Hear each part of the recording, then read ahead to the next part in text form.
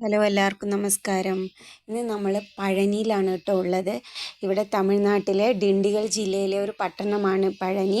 ഇവിടുത്തെ പ്രശസ്തമായ ക്ഷേത്രമാണ് പഴനി മുരുകൻ ക്ഷേത്രം. 18 സിദ്ധവൈദ്യ മഹർഷിമാരിൽ ഒരാളായ ഭോഗരാണ് പഴനിമലയിൽ മുരുകൻ്റെ പ്രതിഷ്ഠ നടത്തിയതെന്നാണ് വിശ്വാസം.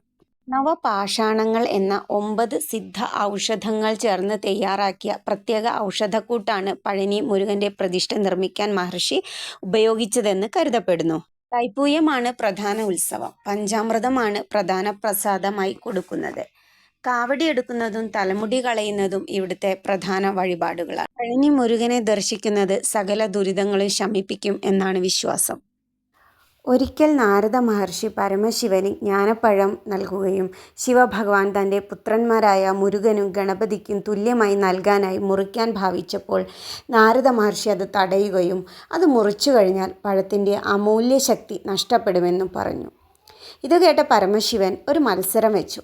ഈ ലോകത്തെ 3 പ്രാവശ്യം വലം വെച്ച് ആദ്യം വരുന്ന ആൾക്ക് പഴം സമ്മാനമായി തരാമെന്ന് കുട്ടികളോട് പറഞ്ഞു.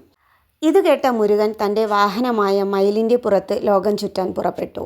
എന്നാൽ ഗണപതിയാവട്ടെ തൻ്റെ മാതാപിതാക്കളായ പരമശിവനും പാർവതിയും പ്രപഞ്ചത്തിന് തുല്യരാണെന്ന വിശ്വാസത്താൽ അവരെ 3 പ്രാവശ്യം വലം വെച്ചു. തൻ്റെ പുത്രൻ്റെ പ്രവൃത്തിയിൽ സംതൃപ്തനായ പരമശിവൻ ആ പഴം ഗണപതിക്ക് നൽകി. എന്നാൽ ലോകം ചുറ്റി സഞ്ചരിച്ചു വന്ന മുരുകൻ ഇത് കണ്ട് വിഷമം വന്നു. അദ്ദേഹം പഴനിമലയിൽ എത്തുകയും അവിടെ ഇരിക്കുകയും ചെയ്തു എന്നാണ് പുരാണ കഥ. ക്ഷേത്രത്തിനടുത്തേക്ക് നമ്മളെ പ്രൈവറ്റ് വെഹിക്കിളൊന്നും അലൗഡ് അല്ല.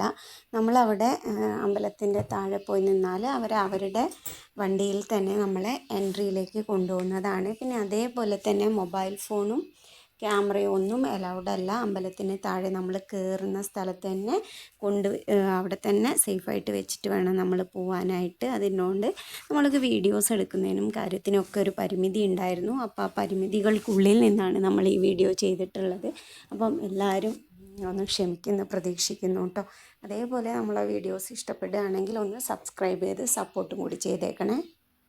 ക്ഷേത്രത്തിനടുത്തായിട്ട് തന്നെ അത്യാവശ്യം നമുക്കവിടെ നിന്ന് മേടിക്കാനുള്ള സാധനങ്ങളൊക്കെ അവൈലബിൾ ആണ്. കുട്ടികൾക്കുള്ള ടോയ്സ് കാര്യങ്ങൾ, പിന്നെ കുപ്പിവളകൾ, അങ്ങനെ ഒരുപാട് സാധനങ്ങളൊക്കെ അവൈലബിൾ ആണ്. അതുപോലെ ഒരുപാട് റെസ്റ്റോറൻറ്റ്സും കാര്യങ്ങളും ചെറിയ ചെറിയ റെസ്റ്റോറൻറ്റ്സ് ആണ് കേട്ടോ ഒക്കെ അവൈലബിൾ ആണ്.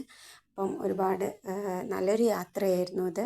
അപ്പം ഒരുപാട് സന്തോഷം. നെക്സ്റ്റ് ഡെസ്റ്റിനേഷനിലെ വിശേഷങ്ങളൊക്കെ ആയിട്ട് നമ്മൾ തൊട്ടടുത്ത വീഡിയോകളിൽ വരുന്നതാണ്.